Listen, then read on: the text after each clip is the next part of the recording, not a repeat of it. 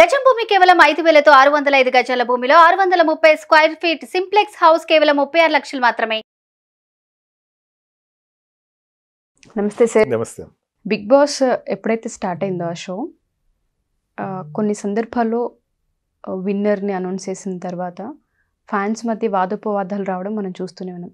ఇన్ని సీజన్స్ అయినప్పటికీ కూడా ఈ సీజన్లో కొంచెం రచ్చ చాలా ఎక్కువగానే జరిగిందని చెప్పుకోవచ్చు. కామన్ పీపుల్ని ప్రవోక్ చేసి మనుషులపైన దాడి చేసేంత దాకా తీసుకువెళ్ళింది అంటే ఈ షోని ఏ విధంగా చూడాలి, ఆడియన్స్ని ఏ విధంగా చూడాలి, అందులో ఎవరైతే పార్టిసిపేట్ చేశారో వాళ్ళని ఏ విధంగా చూడాలో అర్థం కాని కోణం అనే చెప్పుకోవచ్చు. పల్లవి ప్రశాంత్పై కేసు నమోదైంది అన్నప్పటి నుంచి మనం చూస్తే వార్తలు ఒకదాని తర్వాత ఒకటి పుట్టుకొస్తూనే ఉన్నాయి. పారిపోయారని ఒకసారి, దాడి చేశారని ఒకసారి, వాదోపవాదాలు పెరిగాయని మరొకసారి, కారద్దాలు పగలగొట్టారని ఇలా మనం వింటూ ఉన్నాం. అసలు జరిగిన వాస్తవ కోణాలు ఏంటి? ఉషా ఒక్కసారి కనుక బిగ్ బాస్ షో చూస్తే కనుక ఇట్ ఈస్ నాకైతే నచ్చుతుంది. కారణం ఏంటంటే ఇప్పుడు ఉషా ఉన్నారు, ఉషాని ఒక 5 minutes నేను చూస్తానమ్మా, 10 minutes చూస్తాను, 1 hour చూస్తాను. షోలో ఉన్నవాళ్ళు కూడా 1 hour చూస్తారు. ఉషా తెలీదు, లోపల ఏంటో తెలియదు, ఉషా ఇన్సైడ్ అన్నది తెలియదు. అప్పుడు సైకలాజికల్గా చెప్పాలంటే సైకాలజీలో ఇది ఒక రకమైనటువంటి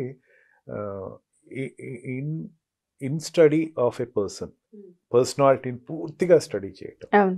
ఇప్పుడు అమర్ ఉన్నాడు, అమర్ తన సీరియల్స్లో చూసేసరికి చాలా హీరోయిటిక్గా, చాలా ఒక రకమైనటువంటి హైప్ తోటి ఉన్నటువంటి ఒక హీరో. అతను ఎట్లా ఉంటాడు, నిజం అదే నిజమా, మన సీరియల్లో చూసిన వ్యక్తే నిజమా, అతని గురించి మనం తెలుసుకోవాలి అన్న క్యూరియాసిటీ ఉంటుంది. క్యూరియాసిటీ ప్రతి వాడికి ఉంటుంది. ఈ షోలో ఏమవుతుందంటే ఆ వ్యక్తి గురించి బయటకు వస్తుంది.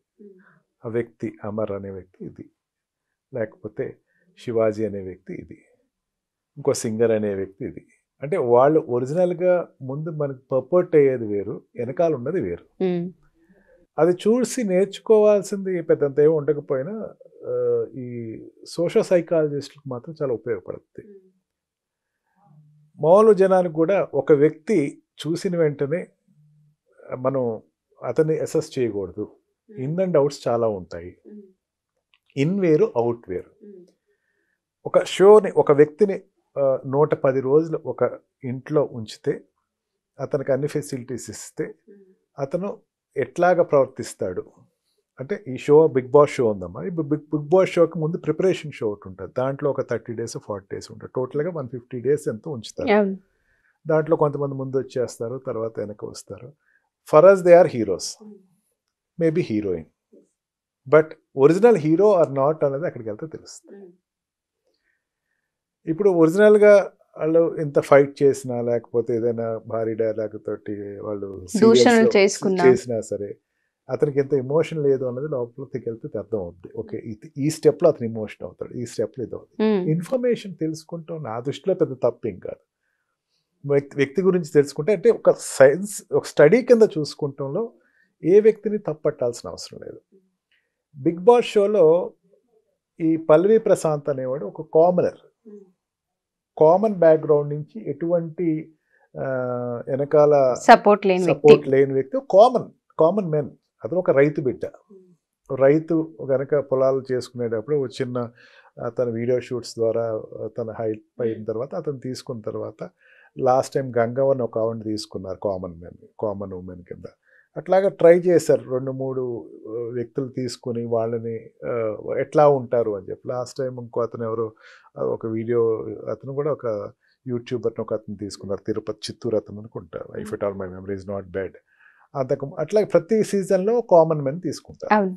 లాస్ట్ టైం కూడా అతను, I forgot his name, he also came up to top 5. Gangavva మధ్యలోనే వెళ్ళిపోయింది, నాకు ఇల్లు కట్టుకోవాలనుకుంటున్నాను అని చెప్పేసి. But the show people has given some amount remuneration. And even ఈ రోజున గంగవ్వ పరిస్థితి ఎట్లా అయిపోయిందంటే, బిగ్ బాస్ షో వచ్చిన తర్వాత ఎంత హైప్ అయిందంటే, తెలుగుదేశం వాళ్ళు, కాంగ్రెస్ వాళ్ళు ఆవిడని పిలిచి ఒక సీఎం తోటి సహా వెళ్ళి ఆ ఇంట్లోకి వెళ్ళి కాఫీ తాగటం, ఆవిడేదో తీసుకొచ్చి మిరపకాయ బజ్జీలు అనుకుంటే ఇస్తే తింటాం. అంతకుముందు కేటీఆర్ వెళ్ళటం, బిర్యానీ చేయటం. అంటే కామన్ మెన్ని అంత ఈజీగా తీసుకోవాల్సిన అవసరం లేదు. కామన్ మెన్ కనుక హైప్ అయితే వాళ్ళు కూడా సెలబ్రిటీ అవ్వచ్చు, ఓవర్ నైట్ సెలబ్రిటీ అవుతుంది అని చెప్పి ఒక ఒక రకమైనటువంటి సాధారణమైన జనానికి ఇచ్చేటువంటి ఒక ఉత్తేజం అనమాట. ఇప్పుడు పల్లవి ప్రసాద్ కూడా is a common men. Pallavi Prashanth also is a common men. వచ్చాడు షోస్ అన్నిట్లోనూ ఎక్కడ తగ్గల. నిజంగా ఫస్ట్ షోలోను సెకండ్ షోలోను ఎలిమినేషన్ టైంలో అతను హ్యూమిలిటేట్ చేశారు, అందరూ హ్యూమిలిటేట్ చేశారమ్మా. హ్యూమిలిటేట్ లోపల ఎందుకు చేశారో మనం చెప్పలేము, వాళ్ళకి ఏదో అక్కడ కారణాలు ఉండొచ్చు. అందరూ కూడా మరుగుతూ ఉన్నారన్నమాట. అంటే కామన్ మెన్, తెలంగాణ బిడ్డ, ఎక్కడో పల్లెటూరు నుంచి వచ్చినట్టు ఒక బిడ్డ, అతన్ని హ్యూమిలిటేట్ చేస్తే ఎట్లా ఉంటుంది. నిజంగానే షో అంతా కూడా అమ్మ అతన్ని ఒక రకంగా తక్కువగా చూడటానికే ట్రై చేయటం. ఈవెన్ అమర్ దగ్గర కూడా అదే జరిగిందమ్మా. అంటే of course it maybe show, it maybe their perception, it maybe ఆ సందర్భంలో అట్లా జరిగిన తర్వాత లాస్ట్ సీజన్లో ఇద్దరు గట్టిగా కేకలు వేసుకుంటాం. దాంతో ఏమైపోయిందంటే ఒక ఫ్యాన్స్లో ఒక రకంగా చెప్పాలంటే ఇతనికి ఫ్యాన్స్ ఉన్న సంగతి కూడా బయటకు వచ్చేవారు తెలియదు. లోపలికి వెళ్ళిపోయాడమ్మా. అందరు తన వ్యూవర్స్ ఉన్నారనుకుంటాడు, కానీ తనకు తెలియని విషయం ఏంటంటే ఫ్యాన్స్ ఉన్నారని సంగతి. ఇప్పుడు ఒక ఫిల్మ్ యాక్టర్ ఉన్నాడు అనుకో, వాడు తెలుస్తుంది ఫ్యాన్స్ క్లబ్ అసోసియేషన్ ప్రెసిడెంట్. ఈ పల్లవి ప్రశాంత్కి ఎట్లా తెలుస్తుంది? తెలిసే అవకాశం లేదు. తన రీజన్ ప్రకారం ఇట్ మైట్ బి కరెక్ట్. అతను షో అయిపోయిన తర్వాత వెంటనే సెక్యూరిటీ, అనుపూర్ణ సెక్యూరిటీ వాళ్ళు, మీరు మెయిన్ గేట్ నుంచి వద్దండి, బ్యాక్ డోర్ నుంచి వెళ్ళండి, ఆల్రెడీ ఇప్పుడు ఏదో గొడవలు జరిగినాయి అని చెప్పేసరికి అంత ఎక్కువ ఎక్స్పెక్ట్ చేయలేదు. నిజంగా అంత ఇంకా జరుగుతుందని చెప్పేసి తను వినిపించుకోలే.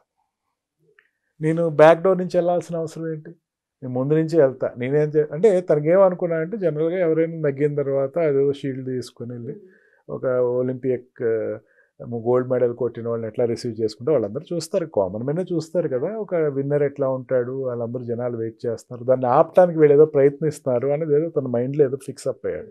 అయితే అక్కడ ఉన్న వాళ్ళు అడుగుంటాడు, అనేసరికి నీకు బయట మంచి ఫాలోయింగ్ ఉందిరా, అప్పుడే షో అయిపోయాక చెప్పి అని చెప్పి దాంతో అతను బ్యాక్ డోర్ నుంచి కాదు, సెకండ్ డోర్స్ నుంచి కాదు, మెయిన్ డోర్ నుంచి వెళ్ళే ప్రయత్నం చేసి వెళ్తానని చెప్పి తను చెప్పాడు. అప్పుడు ఏమైపోయిందంటే he became the conspirer for the acts which are happening outside. బయట జరిగే యాక్ట్స్కి ఇతను కాన్స్పైరర్ అయిపోయాడు. వెళ్లకుండా ఉంటే ఏ బాధ ఉండేది కదా. బ్యాక్ డోర్స్ అన్నపూర్ణ స్టూడియోస్ అమ్మ, రామానాయుడు స్టూడియో కానీ అన్నపూర్ణ స్టూడియోస్ కానీ పెద్ద పెద్ద యాక్టర్స్ నేను ఒకసారి రెండుసార్లు పేపర్లో చూశాను. అల్లు అర్జున్ కానీ వీళ్ళందరూ కూడా బ్యాక్ డోర్స్ నుంచి వెళ్ళండి, లేకపోతే ఒక్కోసారి గోడ దూకి వెళ్ళిన సందర్భాలు కూడా ఉన్నాయి. అన్ని సైడ్లు జనాలు ఫ్యాన్స్ ఉన్నారు, ఎక్కడి నుంచి జనాలు తెలియక ఏదో ఇటు సైడ్ గోడ దూకి వెళ్ళిపోండి, అక్కడ కారు ఉందని చెప్పేసి, అంటే సెక్యూరిటీ మెజర్స్. దీన్ని ఇతను పట్టించుకోపోయేసరికి ఏమైందంటే బయట ఆల్రెడీ అప్పటికే ఆర్టీసీ అద్దాలు పగలగొట్టడం, తర్వాత కార్లు ధ్వంసం చేయటం ఇవన్నీ జరుగుతున్నాయి. ఎవరి వల్ల జరుగుతున్నాయి? తిన్న పల్లవి ప్రశాంత్ వల్ల. ఓకే, తిన వల్ల జరుగుతున్నప్పుడు ఏమవుతుంది, ఇతను కన్స్పైరర్ అయిపోయాడు. ఇండైరెక్ట్గా కన్స్పైరర్ కాకపోవచ్చు కానీ ఇతని వల్ల జరిగిందని. ఎవరైతే ఫ్యాన్స్ అనే వాళ్ళు పుట్టారో వాళ్ళ వల్ల జరిగిన దాడి అని అనుకోవచ్చు. పబ్లిక్ ప్రాపర్టీ డిస్ట్రక్టర్ అయ్యాడు. దాంతో పబ్లిక్ ప్రాపర్టీ డిస్ట్రక్టర్ అంటే it is an cognisable, it's non cognisable offence. అందుకని ఆటోమేటిక్గా కేసు పెట్టారు. తనకి అది జీర్ణించుకుంటానికి టైం పడుతుందమ్మా. ఏ వ్యక్తి మీద నీ కేసు పెట్టారంటే, పెద్ద అమితాబ్ బచ్చన్ మీద కేసు పెడితే ఒకసారి ఆగుతారు, అయ్యో నా మీద కేసు పెట్టారు, has to verify his legal team వాళ్ళు ఎవరినో. తనకి అప్పటికి రెమ్యునేషన్ అమౌంట్ ఒకటి వచ్చింది. ఆ రెమ్యునేషన్ అమౌంట్ గొడవలు ఒకటి ఉంటాయి. దాంట్లో ట్యాక్స్ డిడక్షను, చార్టెడ్ అకౌంటెంట్ అప్ చెప్తారు, ఎంత అమౌంట్ ఒరిజినల్ అమౌంట్ ఎంత వస్తుందో చెప్తారు. ఈ క్యాష్ అన్నది మొబిలైజేషన్ ఎట్లా మొబిలైజ్ చేయాలి, ఎక్కడ పెట్టాలి, ఇదొక టెన్షన్ అయితే కేసులో, క్రిమినల్ కేసులో ఫైల్ అయిపోయి ఉంది. ఇప్పుడు ఏం చేస్తాడు, ఆటోమేటిక్గా ఇంటార్క్లోనే వెరిఫై చేసుకోవాలి. పారిపోవటం అంటే పారిపోవటం కూడా కాదమ్మా. You think he's getting advises secretly. పారిపోవటం కాదు, నేను నిజంగా పారిపోయారంటే నేను ఒప్పుకోను. అని తను కూడా చెప్పడం జరిగింది, నేను ఎక్కడికి పారిపోలేదు, నేను ఇక్కడే ఉన్నాను అని.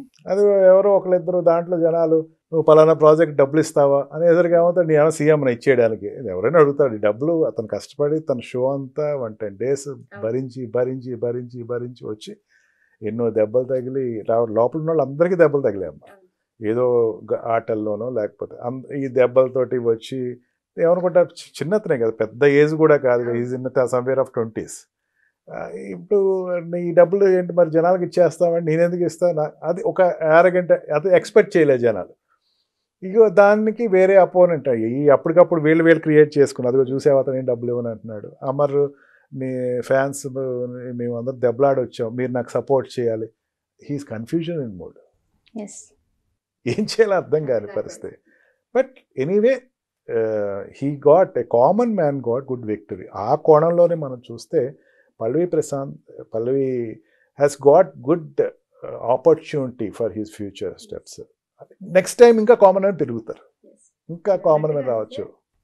ఆడియన్స్ వైపు చూసుకుంటే లోపల కొన్నిసార్లు స్ట్రాటజీస్ ఎలా ఉంటాయో తెలియదు. ఆ స్ట్రాటజీస్కి తగ్గట్టుగానే ఆ మైండ్ ట్యూన్ అయిపోయి ఉంటుంది, దానికి తగ్గట్టుగానే ఆ వాతావరణం కూడా క్రియేట్ చేయబడుతూ ఉంటుంది. ఆడియన్స్ కొంచెం అది అర్థం చేసుకుని కనుక మెలిగుంటే ఇవాళ ఈ ఫ్యాన్స్ వార్ అనేది జరుగుండేది కాదు. ఒక రకంగా చెప్పాలి అనుకుంటే ఫ్యాన్స్ మధ్య జరిగిన రచ్చ కాస్త ఎవరైతే మెయిన్ వాళ్ళు ఉన్నారో వాళ్ళు ఫేస్ చేయాల్సిన అవసరం దాకా వచ్చింది. ఆడియన్స్ ఒక్కటి కనుక గుర్తుపెట్టుకుంటే ఇటువంటి కేసులు, రప్చరు, డ్యామేజెస్ అవ్వకుండా ఎంజాయ్ చేయండి, తప్పేం లేదు. వచ్చిన వాడికి విజిల్స్ ఇవ్వండి, దండలు వేయండి, పెద్ద గజమాలు ఇవ్వండి, క్రెయిన్స్ తోటి మాలు ఇవ్వండి, తప్పేం లేదు. Destruction of public property it is not. అతనికి ఎఫెక్ట్ అయిపోయాడు కదా. అతను ఏ కేసు నమోదు చేశారు సార్ అసలు? Destruction of the public property act ఒకటి ఉందమ్మా, 1984 యాక్ట్ ఒకటి ఉంది. That is attracted against him. Upon it 5 years వరకు పనిష్మెంట్ ఉంటుంది, కాన్స్పైరర్ కాబట్టి. అండ్ జనరల్లీ అది ఏంటంటే ఎఫ్ఐఆర్ చేసేస్తారమ్మా. ఏ వ్యక్తి పైన ఎఫ్ఐఆర్ చేస్తే that doesn't end that case is standing against him. మళ్ళీ ఛార్జ్ షీట్ వేసే టైంలో అతను మారచ్చు ఖచ్చితంగా, లేకపోతే హైకోర్టు రావచ్చు, క్వాష్ చేసుకోవచ్చు. సో ఇక ఫర్దర్ గా ఎలా ఉంటుందని చూడాలి. ఇట్లయినా ఇట్ ఈస్ అన్ఫార్చునేట్. అతను రాకూడదమ్మా, ఎందుకంటే అతని సంబంధం లేదు. నిజంగా అతని సంబంధం ఉంది, లేకపోతే బయటకు వచ్చి ఎవరైనా కొట్టాడు, తిను కూడా రాయేసి బస్సును కొట్టాడు, పెళ్ళరు కాబట్టి ఖచ్చితంగా అతనికి సంబంధం లేకుండా it's an unfortunate event. Thank you sir, thank you so much.